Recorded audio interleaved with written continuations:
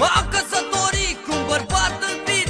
Eu-i spun să spele vana, el se joacă cu banana. Eu-i spun să spele mașina, el o arde pe vecina. Eu l-am trimis după pâine, el se joacă cu un câine. M-am căsătorit cu un bărbat tâmpit. Eu-i spun să spele vana, el se joacă cu banana. Eu-i spun să spele mașina, el o arde pe vecina. Eu l-am trimis după pâine, el se joacă cu un câine.